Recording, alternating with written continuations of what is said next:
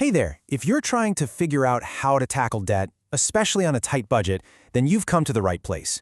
We're going to break down a really realistic plan that's all about making steady progress and celebrating those small wins. It's about moving towards financial freedom one step at a time. So, let's get into it.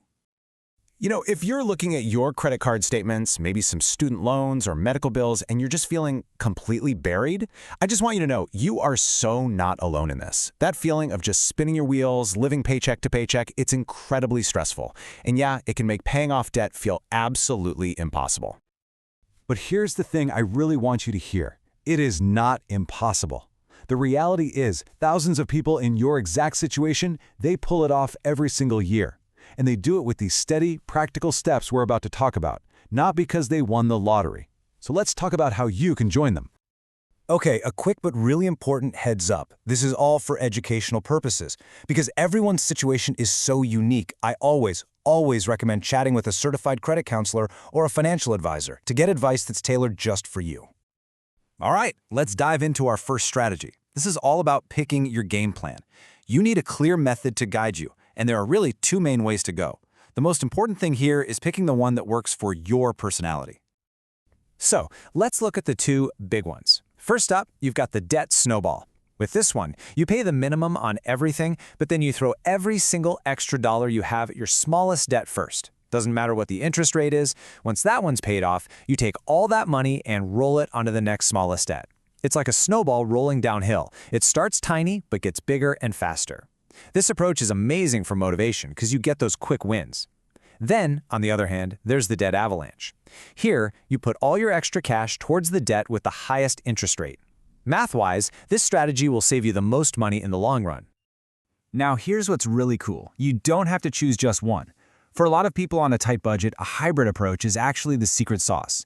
You could start with the snowball method, right? Knock out one or two of those little debts, get that amazing feeling of momentum going. Then, once you're feeling confident, you can switch gears and start attacking those high-interest debts using the avalanche method. Best of both worlds. Okay, I know you are so ready to just start hammering away at your debt, but hold on. Our second strategy is to actually pause and build a small financial cushion first. Now, this might sound totally backward, I get it, but trust me, it is absolutely essential when you're on a tight budget. We're not talking about a huge amount here, just a small emergency fund of $500 to $1,000. Think of this money as your shield. You know how it is? When you're living paycheck to paycheck, one flat tire or an unexpected bill can totally throw you off track and force you right back into using a credit card. This little buffer protects your whole debt payoff plan from life's curveballs. So, once your shield is in place, it's time to find the fuel for your debt payoff fire. This brings us to strategies 3 and 4, which are this really powerful 1-2 punch. Finding money you already have, and then finding ways to bring a little more in. It really boils down to two things. First, we're going to cut some expenses, but in a realistic way, a way you can actually live with. Second, we'll look at boosting your income, but with a focus on stuff that's low effort, so you don't burn yourself out. Finding an extra $50 to $200 a month is way more possible than you think. Start with the easy stuff like canceling subscriptions you forgot you even had, ditch paid apps for free ones, or check out all the amazing free resources at your local library. Plan your meals around cheap, healthy staples like beans, rice, and whatever veggies are in season. And here's a big one. Actually call your phone, internet, and insurance companies and just ask for a better rate. You'd be shocked how often they say yes. The key, though, is that every single dollar you save goes straight to your debt. Now, let's talk income. Even an extra $100 to $300 a month can make a massive difference. You can do this with some pretty low-effort side hustles in your downtime, like user testing websites, filling out online surveys, or doing little micro-tasks online. If you happen to be a freelancer, just raising your rates by 10% for new clients can be a huge boost. And just like with the expense cuts, you've got to promise yourself that 100% of this new money goes straight to that debt. All right, this next strategy is a total game changer. It's one of the most powerful tools you have, and honestly, not enough people use it. You don't just have to accept your debt terms as they are. You can often negotiate them. I know. The idea of making that call can feel super intimidating. But really, that's all it is, just picking up the phone. You have to remember, creditors would much rather work with you and get paid something than risk you not being able to pay at all. Thinking about it that way can give you the confidence you need. So, what do you even say? Well, you can start simple. Just ask for a lower interest rate.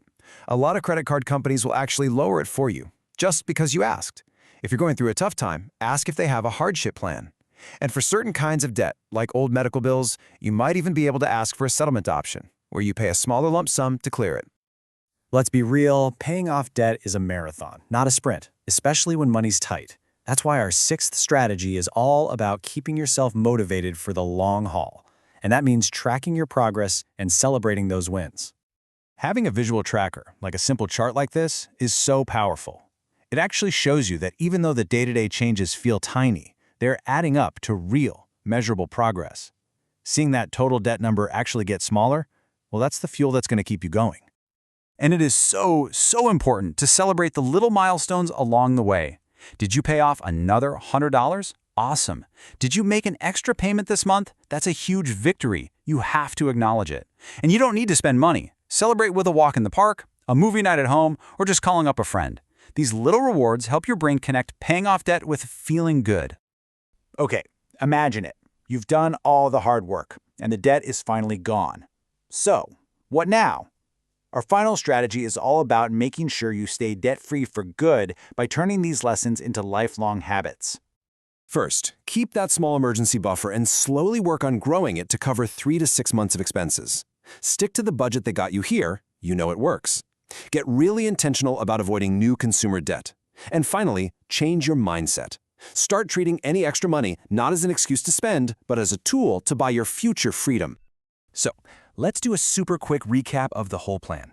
First, you choose your method, snowball or avalanche. Second, you build that tiny buffer. Then, you find money by cutting expenses and boosting your income.